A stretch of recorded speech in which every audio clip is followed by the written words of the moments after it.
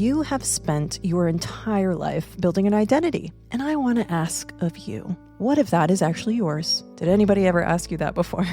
Most of what we call identity, the things we believe we can do, the limits we don't question, the version of ourselves we keep showing up as. Is that really who you are? Or is some of it, or a lot of it, a conditioned version of you? Identity and conditioning. These two things are not the same, but they live together. And today, we're going to gain awareness, put some attention to how to pull them apart. Welcome back to Sovereign Humankind, evolving inner authority through metaphysical skill. My name is Sarah Nickerson. I'm a psychic medium and founder of nextgenmedium.com and the NextGen Sovereign Online Metaphysical Abilities Education Center and Community Space, focused on developing human bioperceptual technology, that's intuition, psychic ability, and purpose-led living. And if you enjoy what you are hearing in this podcast and it's bringing you all kinds of new information, or it's clicking for you and you're finding value in what it is I have to share, please help support my work by visiting buymeacoffee.com/nextgenmedium. Gen is GEN, like generation, NextGen Medium. And there you can donate and share your appreciation. Again, that's buymeacoffee.com/nextgenmedium. Let's get started with the episode.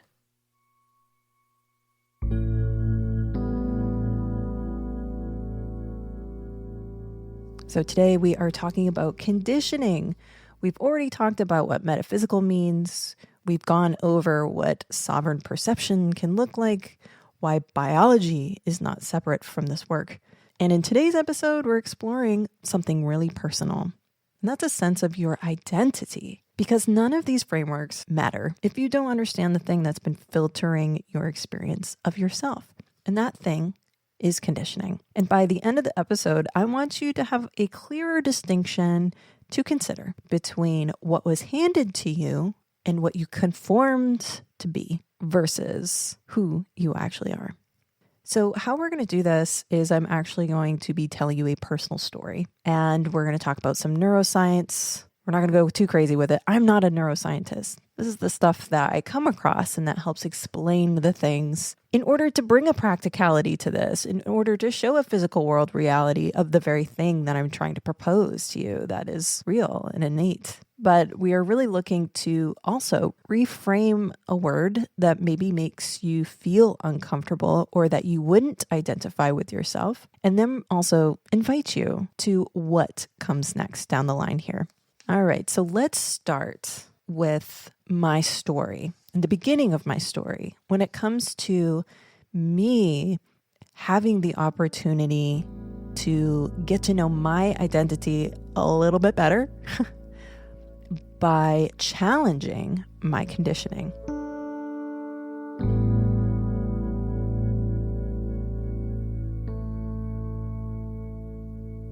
The first day that became the day where in my life there's a before and after of this day. I think of it like there's a point in history where there's the year 0, and before that is before Christ, BC, and then after that is AD, which means in the year of our Lord. I did the Google search for that.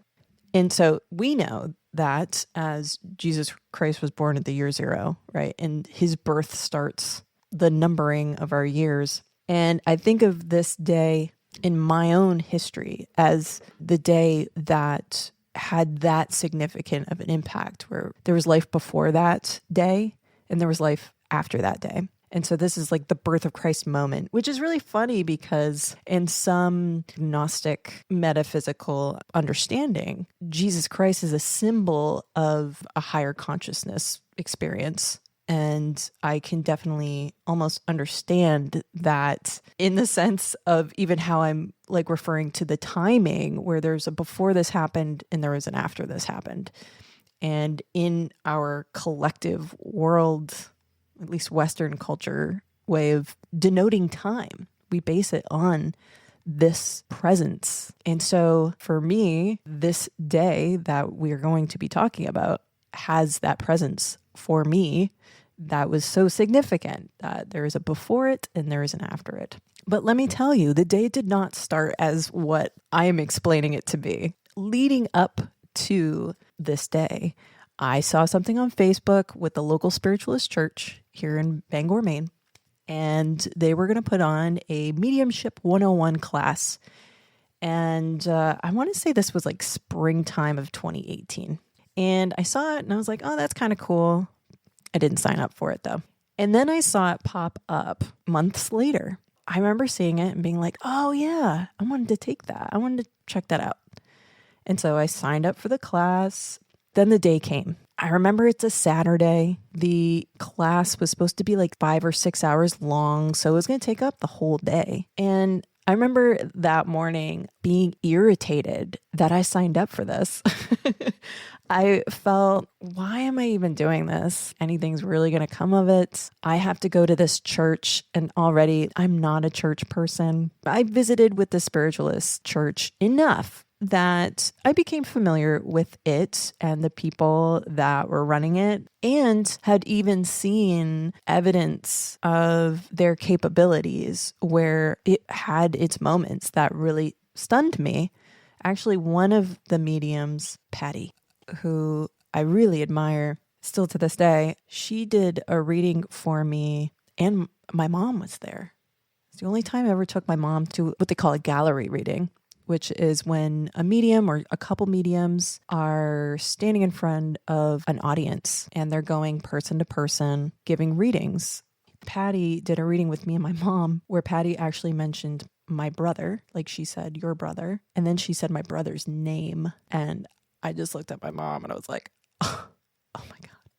So I was familiar with this church and I was familiar with the people, with the lady that was running the class because she had done readings before for this church and doing gallery readings and stuff like that. I didn't really know these people. I felt like an outsider, like a stranger walking into this room that I was going to spend 6 hours with and do some intimate kind of things. Honestly, didn't know what I was in for. But you can assume that when you're walking into a room and we're all learning about mediumship together, that things might get personal. And so I remember that morning just being like, this is a waste of time. Why did I sign up for this? But eventually I put pants on, I got in the car. And as soon as I got in the car, it was sort of like, all right, I'm going to go do the thing. And so I get there and it's a church, and it's got rows of chairs, and already I don't count myself still as a spiritualist part of a church. I see myself as always not part of an organizational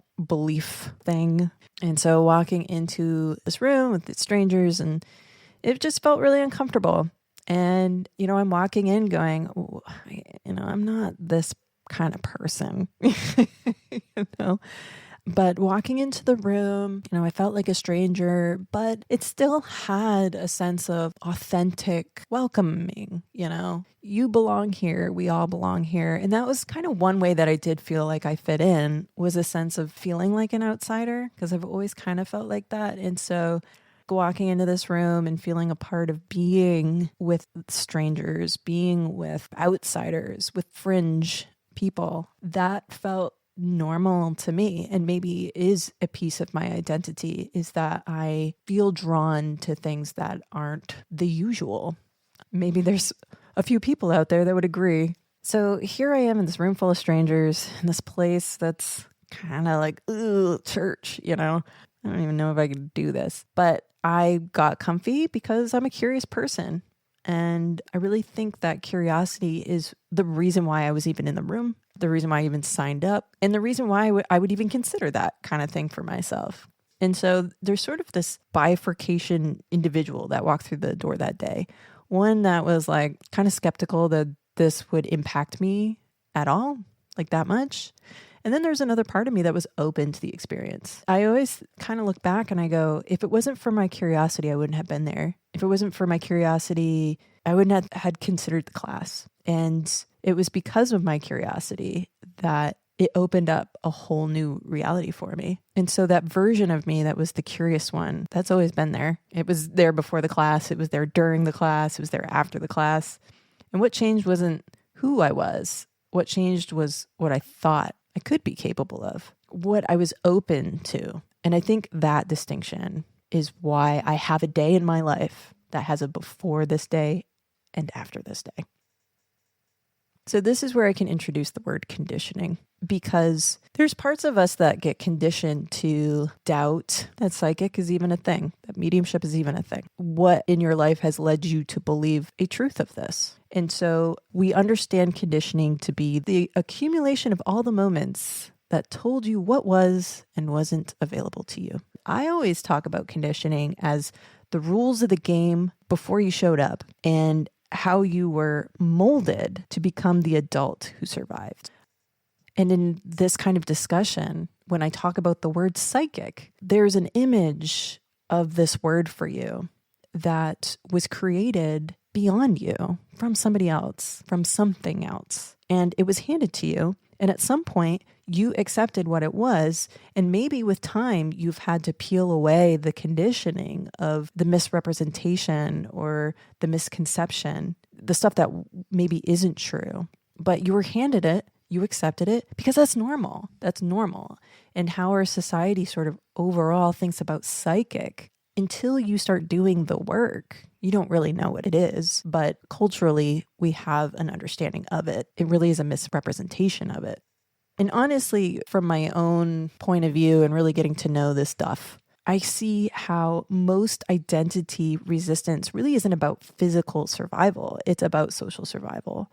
We protect our self-concept not because changing it would hurt us, but because maybe we're afraid it would separate us from people, or the worldview we've lived inside would change. And honestly, that's not identity. That's just fear of not belonging, and those aren't the same thing. And this is when I can bring up my story of I sat on a Facebook post asking to do readings, and I sat on it because I was afraid of, and it was one particular person that I was really worried about what his thoughts of me would be if I was going, hey, you guys, I'm kind of looking into this thing and maybe it's something I can do. And I was just thinking like, oh my God, he's going to think I'm naive and stupid and all this other stuff and cringy, embarrassing. I still feel embarrassed for myself at that time. It's those kinds of moments where once we can recognize the fear, or we recognize this is part of how I think my identity is and what I'm challenging with that. And then you really got to think, what do I represent? Who am I? Am I that person? Maybe I've never been able to be that person, but being able to even have that pullback and that recognition, that is the hardest part of everything to do with anything. And that's why everything starts with attention and awareness in what I do and how I teach, because this is the hardest part, bringing attention to these kinds of things. If you can already recognize these little pieces of you already, and maybe even just looking at the word psychic and how maybe you've taken on meaning based on a cultural understanding of it, gaining more clarity as this podcast continues, as you keep listening, that's you doing the work. And you are putting yourself in the place of challenging that. And maybe it's your curiosity that's bringing you here too, like I did for myself.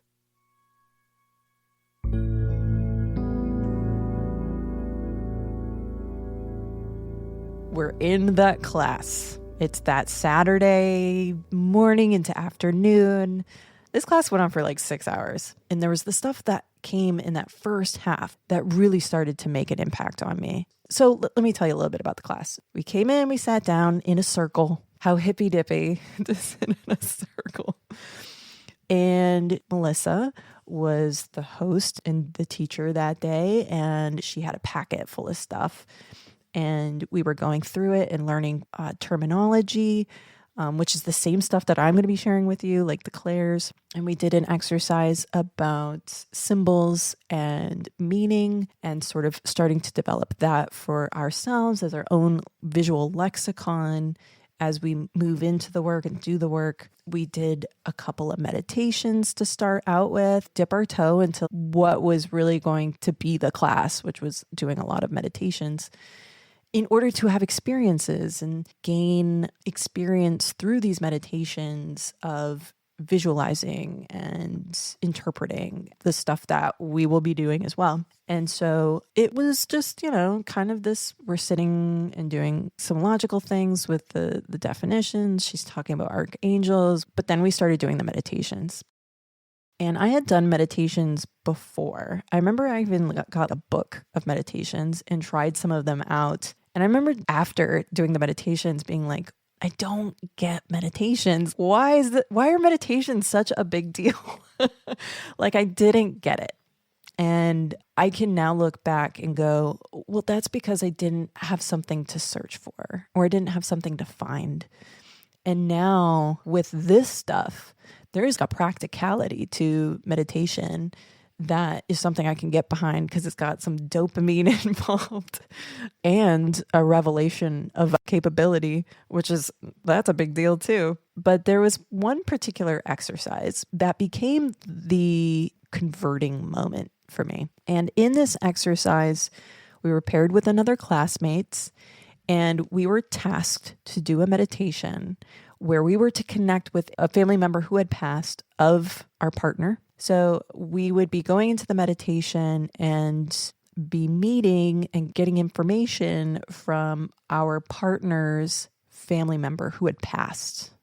And so we are doing the meditation and we are visualizing the family member and we are conversing with the family member, and we're all in our own meditations taking this in and doing our work. I remember this experience so vividly, and it is still to this day the most vivid imagery I've ever experienced in a meditation. And I'm getting chills just thinking about it, because it is the first time that I got to experience the imagination space with such clarity and meaning. It felt like I had crossed a threshold of some kind.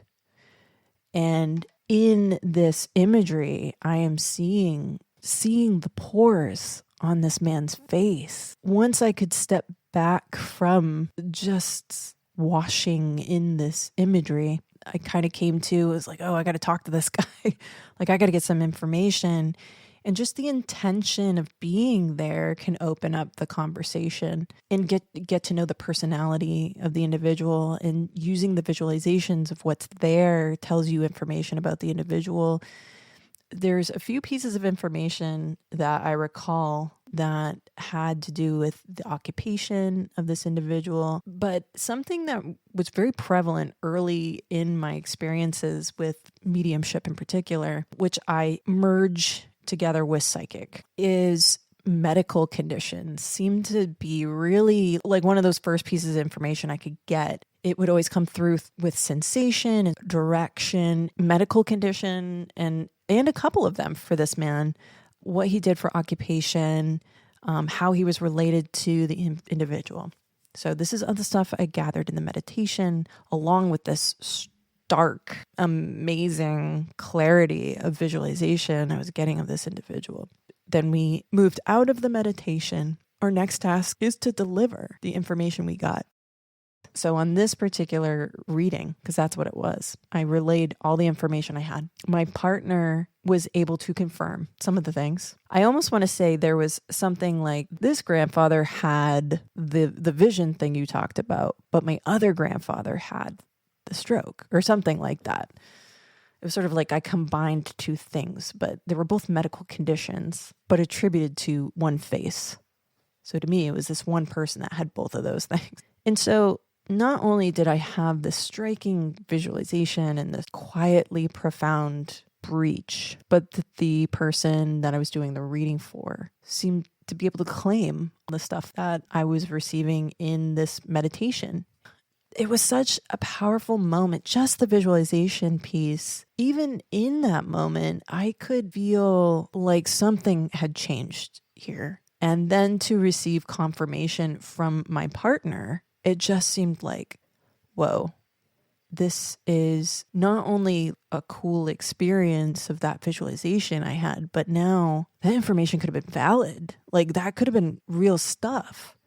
I think I held back from feeling excited because I don't think I could accept that as reality, that was real. And, it's easy to start doing mediumship and start picking up on grandmas and grandpas and then start naming off the things that grandmas and grandpas deal with, glaucoma and strokes. And that, someone around where I live, their grandma or grandpa is a farmer, these things can be very vague. When you start compiling all the pieces together and you're getting yeses all throughout, that's when you gotta be going, hold on, wait, maybe I'm onto something here. And then you're also gonna go, this guy's just yesing me to death. That's the other piece. That's why you gotta do lots of readings. And you got to say to people, like, this is what's up. I need you to be honest. But I think at that time, I just couldn't let it be true. I also couldn't fully dismiss it either. And sort of that unresolved space, that's exactly where something new can begin to grow. And this is neurology. This is your amazing brain doing what your amazing brain does. Your brain encounters an experience that has no existing category for. In this instance, it was, this imagery is so clear. The information is so specific, even though it seems so general. But when it's all these pieces that are lining up as a yes, yes, yes, yes, yes, from the person that I'm doing the reading for, there's something that starts to happen. And that's that the brain does a couple of things. One is it rejects the experience entirely, or it can begin to build new structure to hold it. That day, I didn't leave convinced that I was a medium or that mediumship was real, but I definitely left with a change of perspective and intrigue and more curiosity than before. Because it was enough for me to leave feeling very excited about the prospect of the possibility of being psychic. And this is where the brain can change conditioning because it starts to build before you've consciously decided to let it.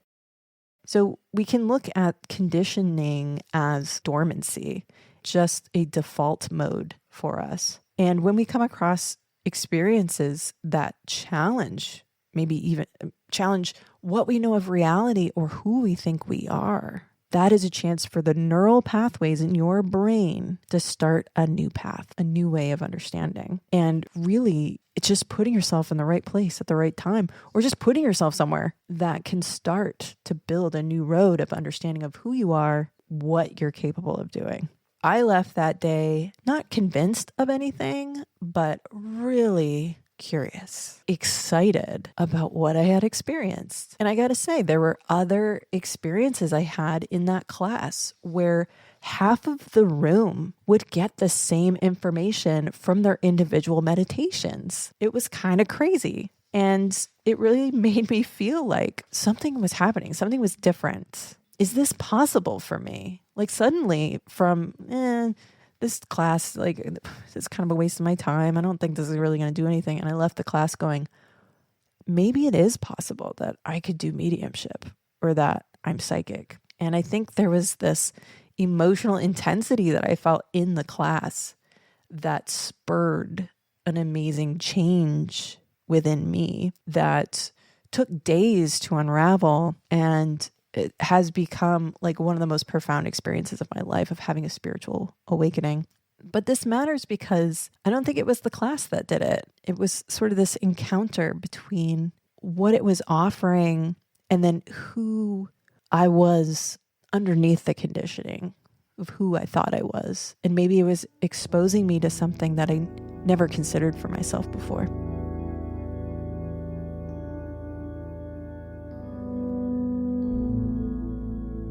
So after that class, I actually had an extension of this revelation or this possibility. It actually continued for the next week and eventually blossomed into what people talk about as a spiritual awakening. And I've heard people talk about spiritual awakenings in different ways. And what I can say of what I experienced was a sense of I feel different in this world and I see the world differently and I feel the world differently. And I felt like I was in love. And it wasn't directed at anyone or anything. It was just what was of me and in me. When I think about what I share and I think about merging with the higher self, this feeling that I had and I felt and a connection, it was so profound that I finally knew what it felt like to be me. And that's what we're doing to merge with the higher self. And I wouldn't have known what that was. I wouldn't have known what the goal was until I had this spiritual awakening and knew what that feeling was. This spiritual awakening pushed me forward in wanting to explore psychic ability because it was because of that class. That's why I had the spiritual awakening, but it was also directing and focusing where my curiosity was, And so there was more to explore there. There was something to uncover. There was something to prove. The few weeks that followed that class, that went into weeks and months, that sense of divine connection of some sort, felt connection, that's what propelled me forward in investigating this journey. And so I did the things in order to find the truth of psychic ability, of mediumship ability, of the experience, of the concept. Is this real? Is it something I can do? Is it me? Is it of me? And so after that class, I would do meditations regularly, and the same kinds of meditations that were taught in the class, the kinds of things that I'm going to be sharing with you later in the podcast, and that I have on my website, nextgenmedium.com, for the Next Gen Sovereign education stuff. It's all about experiencing. So I give you the things that help you experience. So I did meditations. I signed up for a psychic circle. I would look online for things that were available where I could learn or practice. I even signed up for a weekend workshop in order to practice with people, but also practice with a couple of mediums that are and have a good presence here in the eastern part of the United States. Every little thing that I would do, it would add to the list.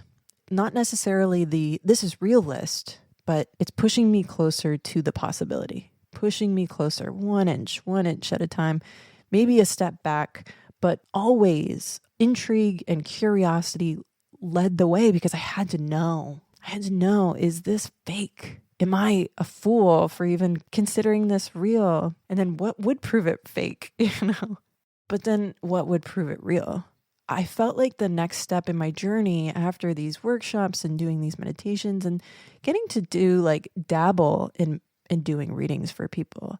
Eventually I set a goal to do 80 free readings to get to the truth. And I felt like if I could do a reading and I'm able to give information and have it validated right away, that this is how I might get what I'm looking for.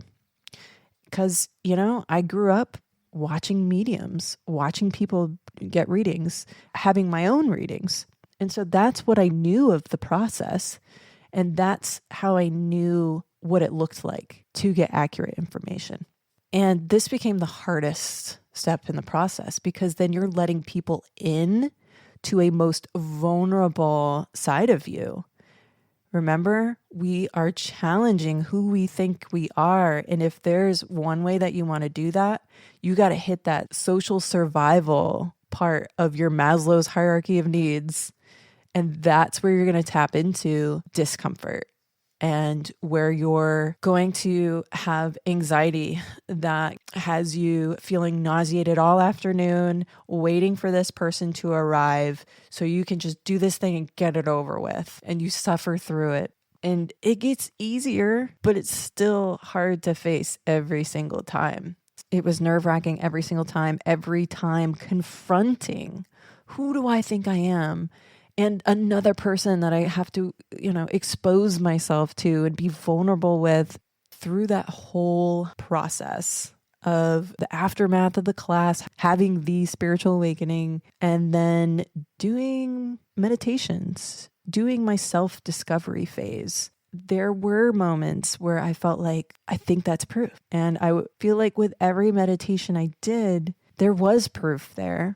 But there was also information in ways that I could say, that's just coincidence, or that was just my imagination. I don't know where that came from. I don't know if that's psychic. I can't tell the difference between my imagination and psychic information. It was when I started working with people and I realized that there's a flow that develops with receiving information, having it confirmed or denied, and then going back to receive or retrieve more information. And for me, in my practice, that is what allowed for me to be able to keep the mission alive.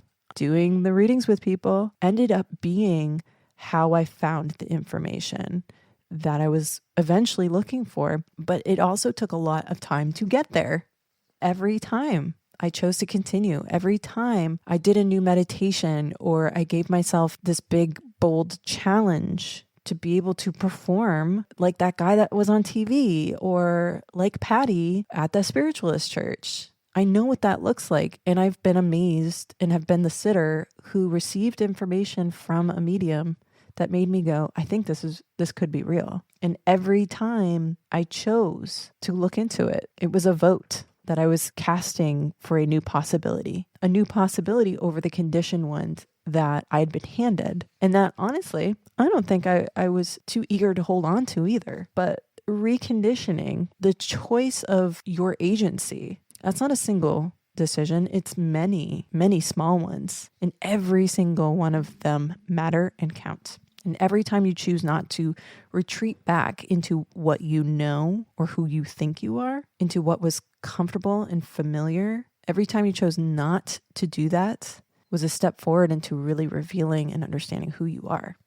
I wanted to offer 80 free readings. And so there was one summer in 2019 where I was offering these readings. People were coming to my work and it went on and on and on all summer long. Every time that was okay, and it kept me going. But man, the anxiety of dealing with that was hard, especially when you felt like it still isn't proven to me. And there was one woman that signed up and she came in. I attempted a reading with her and I was just not feeling it that day. I don't know why. I think part of it had to do with my conditioning when it comes to sort of more assertive people. And she's kind of an assertive gal. I think that intimidated me a little bit. And it made for this reading to just fall apart. And I was just like, I'm having a hard time. Can we reschedule for another time? So we rescheduled. And so she came back in. And I felt like, well, I can't do any worse than what happened last time, but maybe I can, And oh man, I got to face this person again. And so we started in and I was getting information about a woman connected with her. And so it was like a mediumship reading. There came a point in the reading and I remember being in the flow of getting information and sharing it and then getting new information and sharing it. And I remember going back in for a new piece of information and I saw a signature happening in my mind's eye. And I remember seeing the name revealed, and it was two names. I was seeing the signature of the person that I was communicating with through mediumship. And I remember saying the name and waiting for the confirmation or the denial, whatever was going to happen. And she gave a confirmation. This person with two names that are the first name. And I remember being like, hit, yes. And then going back in, get more information. Go back in, get more information. And it wasn't until after the reading that I realized that's what I've been waiting for. That is undeniable. That's it. I found it. I saw it. It happened. And it wasn't until after the reading that I realized, like, it happens. This is real. And I was stunned. And it was days that I was just like in a daze. It was days that I was in a daze of like, it happened. It really happened. Oh, I'm going to cry again. But here's the thing. It finally happened, but it took so long to get there. So long to get there. And it wasn't even like a bang, It was a boop.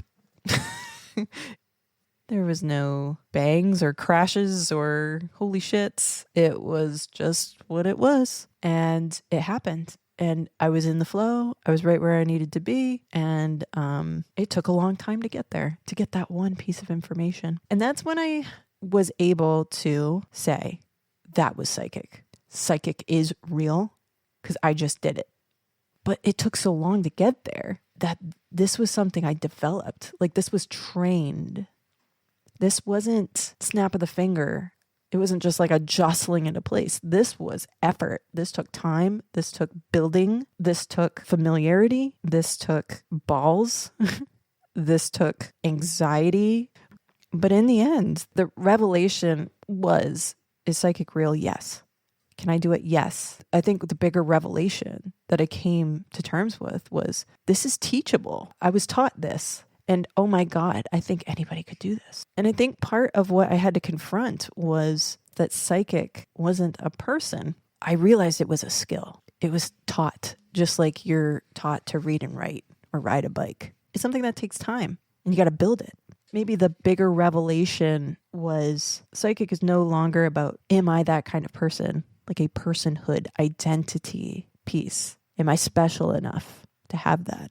It's suddenly a possibility for everybody, and that it's a skill that is available to anyone. And I think when it was an identity question, it was, well, what I know of this is that people usually know this when they're a kid, and then they grew up with it. But then once it was a question of skill, then it was like, whoa, wait a second. This isn't weird. This isn't special. What makes it special is training to do it. Choosing to challenge what you think you know. So when it was an identity question, the stakes were enormous. Who am I? Who do I think I am? If the answer was, I'm not special or I'm not psychic, then there could be something lost there. But when it came a skill question, then it was a different landscape. I wasn't risking identity. I was expanding my capabilities, what I could do. I've taught myself how to play piano. I've taught myself how to play guitar. I learned how to play and read music. I also learned how to do psychic stuff because it's always there. I just didn't know it was a skill.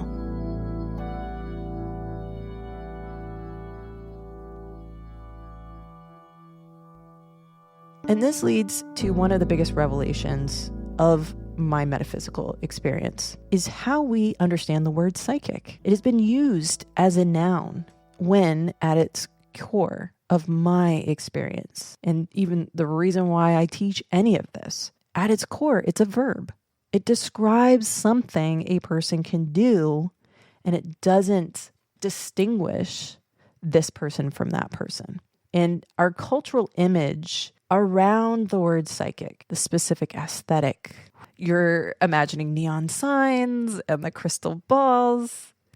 That image is conditioned. It's not what the ability actually is or who it belongs to. And so when I talk about this, I talk about practicality. It is practical to have skills. And when we talk about skills, we're not bringing up identity. You move it into the realm of capacity instead of personhood. Capacity belongs to everybody. Think of all the kids that can ride bikes. Was it of their personhood of who could ride a bike? No, it was of their capacity who could ride a bike. And conditioning is what limits access to it. If you come from a culture where bikes don't exist, you probably won't learn the skill, and you might be identified as the person who rides bikes if you are that one person in the village that does that. And so one of the reframings we have to do before we really start to work is to understand that psychic is not a person. It is not a gift. What makes it a gift isn't its capacity of having it. It's learning how to use it. It's an ability. And the moment you understand that, the question stops being, am I this? And it becomes, what have I always been capable of that I haven't explored yet? And I've made some even bigger discoveries other than, oh, I'm capable of psychic ability. You think that would be a huge defining thing. And you know what? It was. It really does blow your mind. It really is the shock and awe of what is possible in this world. If I can do that, what else does this world have that I haven't been open to or I haven't considered? And one of my bigger discoveries, I feel like for me, was intuition, understanding what intuition is about and how it works. That emotions serve not as a reflection of who you are, but as information. Emotions happen in order for you to gain understanding. And it wasn't until I really got to know intuition that I was able to create that separation of emotion. Further work has developed in my process and progress and understanding as I've been experiencing perimenopause, where your emotions get hijacked. And there are moments when you feel like you don't even know who you are anymore, because who you are showing up as is not a reflection of who you think you are. It is very humbling to go through perimenopause and to be weeping on the phone with your doctor and to be so embarrassed that this is what you are at this point in your life. Luckily, I had the understanding that emotions aren't me. It's the chemical process that's going on inside of me. And when you're in perimenopause, everything's extreme because you're going through extremes in your body. And perimenopause has been a journey for me to really explore what is identity. And I'm not here to tell anybody anything about identity, but I do feel a sense of, if emotions are chemicals, then what counts as identity? Because I thought I was nice and funny and fair and, and then you got to suss out, well, what's chemicals there? What is temporarily experienced? What is the message there? Versus what are the things that have endured and that continue even despite this sense of your identity being hijacked through perimenopause.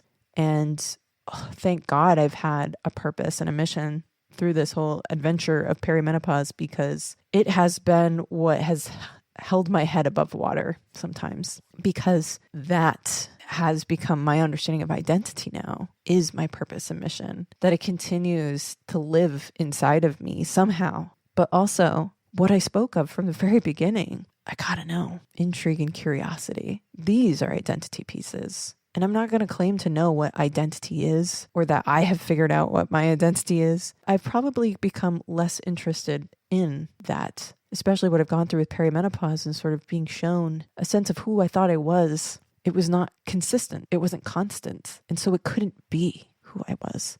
So when everything I thought about myself, the stable things of who I was, when those things became variant and in flux, I had to think about what didn't change, the orientation toward truth, the drive to uncover and share. These are things that still persist within me. And that's the thread. That's where I think identity lies. And then everything else has been conditioning layered over it. And I will say, I've gone through some process of having to deal with working while going through all this stuff. And it has felt like a minefield, because I want to protect people from it. And it's hard to have compassion when I feel like I need to protect people. But being able to do that, being able to investigate that and understand that, helps you understand a little bit more, get a little bit closer to what identity is. And it's funny to think that understanding identity is sort of understanding what are the constants, because I've grown to understand that the emotions are just messages telling you something, and they can come and go, and they're not always the same. And your nervous system, it may be where it's at, but it doesn't have to stay that way. It can change too. It's adaptable. It can grow capacity. All these things, they can change. And so the constant of identity, what is that? And maybe it doesn't matter, because when it comes down to it, you'll know when you've struck who you really are, because my theory is it's feeling good. That's who you are. That's what it feels like to be you. And this goes back to my spiritual awakening sense of, I finally feel like me, and it felt comforting and it felt like home.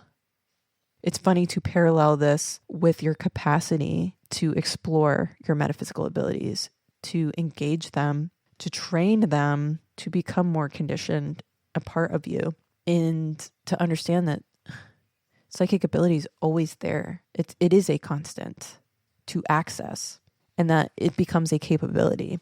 But having the belief that that's something you can do, that probably was not handed to you.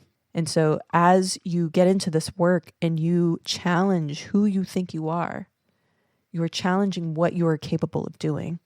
And you've done that many times before. And you're not going to be done with it once you have these abilities on board. It is a constant through life, and it will persist through change because there's a lot of variables in life. And then there are variables that you can choose as part of your existence.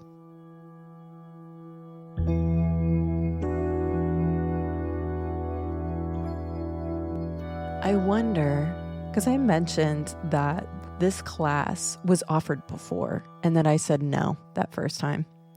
And I wonder if I had gone that time, if I would have had the same kind of experience. But lucky for me, a second time showed up.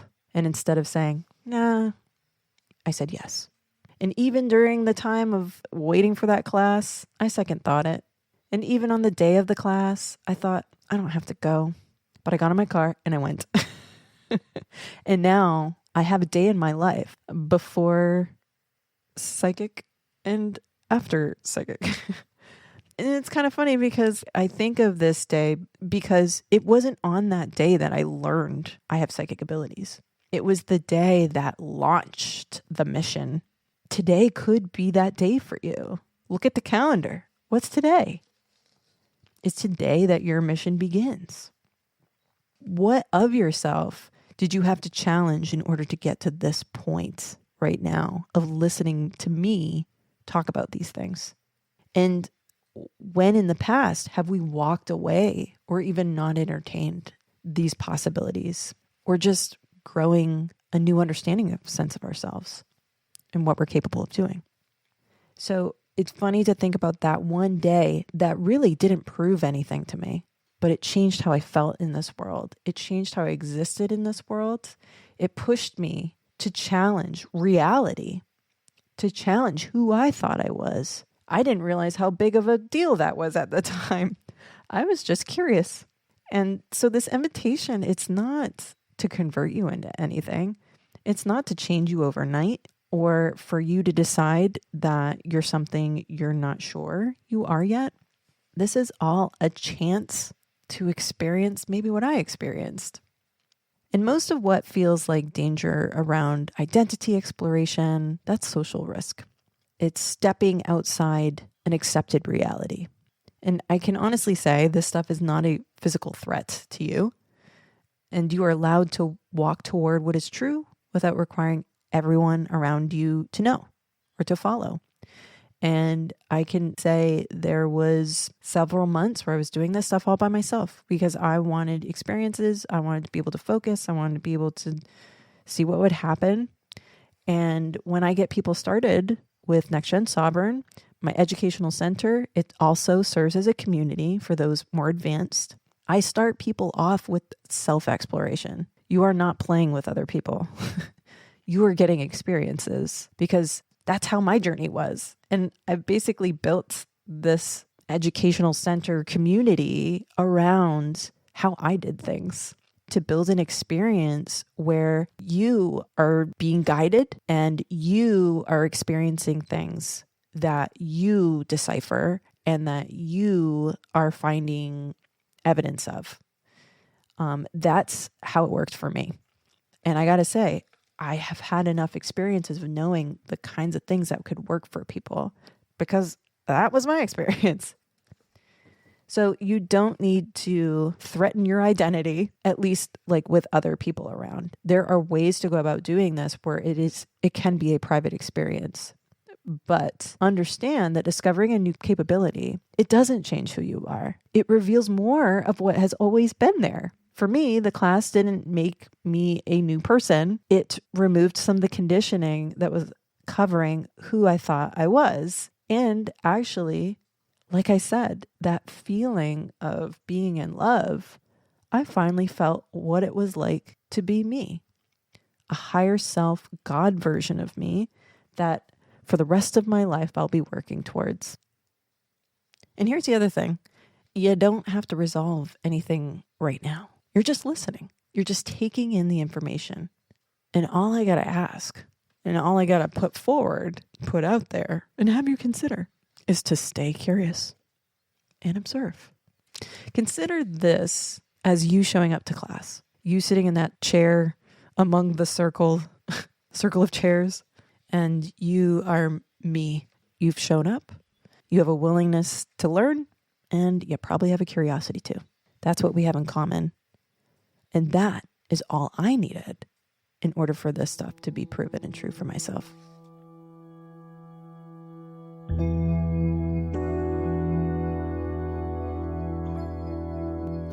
Thinking back to being that stranger walking into that church on, I think it's Front Street in Bangor, Maine, I wasn't a stranger to that room. I was kind of a stranger to myself, a stranger to what I was capable of, the possibilities that I was kind of open to, but that I would eventually get to be very familiar with. And thankfully, luckily for me, the person who left that class was not a new person. It was actually a chance to see and to experience myself more so than maybe I'd ever gotten to up to that point. It was a version of me that was always there. Conditioning, it's not an identity. It's the interference pattern. And in the end, this work isn't about who you are, but ultimately what you're feeling. And that's part of my understanding that we are looking to not understand our identity, but to feel like ourselves. And let me just say, spoiler alert, it feels good.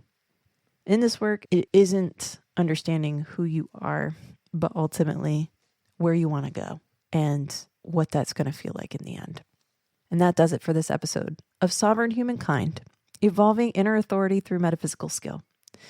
The next episode will be wrapping up the first phase of this series, where we are reframing some concepts that take us through this journey. And in this next episode, I'm going to be going through the different phrases that maybe you've said or things you have felt that have made you know something's not right. I feel like something's off. Is this it? It's all these questions and all these phrases, all these concepts that have indicated to you that something's been missing, and it's your metaphysical abilities. It's your sense of inner sovereignty, inner authority, aligned with the sovereign self. But please don't believe anything I told you today. Explore it, test it, see what becomes possible. And if you're feeling right now like your curiosity is lit up, that's the feeling of sovereignty, and that is the beacon. And if you feel the pull to start your exploration right now, you can go to my website, nextgenmedium.com, join the Next Gen Sovereign Education Center and community, start at the foundations level, and this is your self-discovery process. And if you enjoyed what you heard today, please help support my work by going to buymeacoffee.com/nextgenmedium. And if you visit my website, nextgenmedium.com, I also have a webpage for this podcast where you can find the link to the buymeacoffee.com profile that I have set up. Thank you for listening. This is Sarah Nickerson. Be well, take care, and get to observing. See you next time.